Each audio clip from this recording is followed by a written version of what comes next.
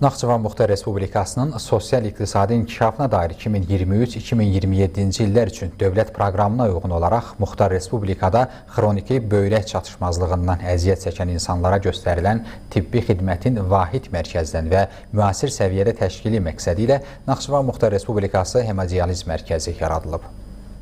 Naxçıvan Muxtar Respublikasında Azərbaycan Respublikası Prezidentinin səlahiyyətli nümayəndəsi Fuad Nəcəfli Hemodializ Mərkəzində yaradılan şəraitlə tanış olub. Binanın foyesində ümumilli lider Heydər Əliyev, Azərbaycan Respublikasının Prezidenti Cənab İlham Əliyev və birinci vitse-prezident Mehriban xanım Əliyevanın səhiyyənin inkişafına göstərdikləri diqqət və qayğını əks etdirən fotogüşək yaradılıb. Naxçıvan Muxtar Respublikasının Səhiyyə Naziri Samiq Sadıxov məlumat verib ki, hemodializ xidməti əvvəllər Naxçıvan Muxtar Respublika Xəstəxanası, Naxçıvan Sağlamlıq Mərkəzi və onun nəzdindəki şöbələrdə fəaliyyət göstərirdi. Bu da xidmətin hamı üçün əlçatanlığına və keyfiyyətinə mənfi təsir edirdi.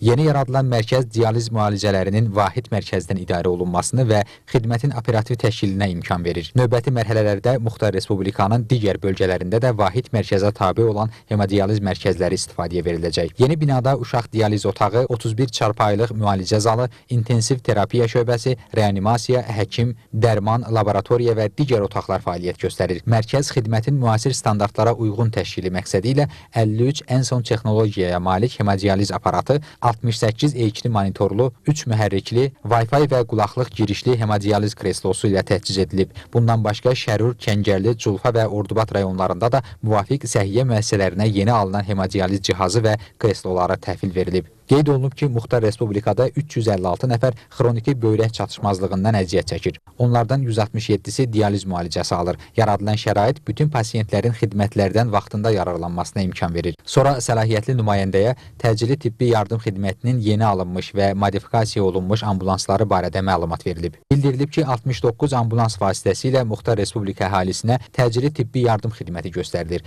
Naxçıvan Muxtar Respublikasının sosial-iqtisadi inkişafına dair 2023-2027 illər üçün dövlət proqramına uyğun olaraq xidmətin maddi-texniki bazası gücləndirilir. Bu məqsədlə 52 yeni təcili tibbi yardım avtomobili alınıb. Onlardan 37-si sadə diferensiallı təcili tibbi yardım avtomobili, 5-i boks tipli reanimobil, 5-i perinatal küvəzlə təchiz olunmuş, 5-i isə xüsusi yolsuz ərazilər üçün nəzərdə tutulmuş avtomobillərdir.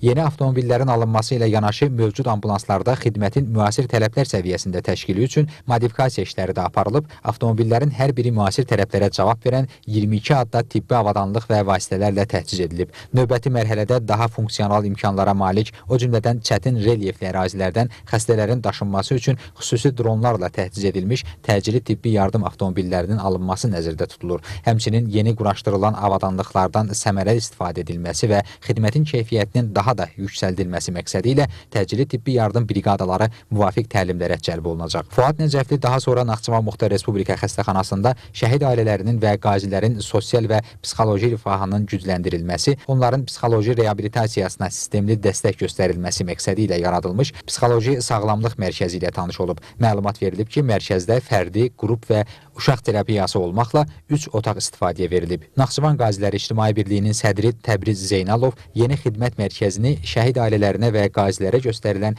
dövlət qayğısının daha bir təzahürü kimi dəyərləndirib, yaradılan şəraitə görə minnətdarlıq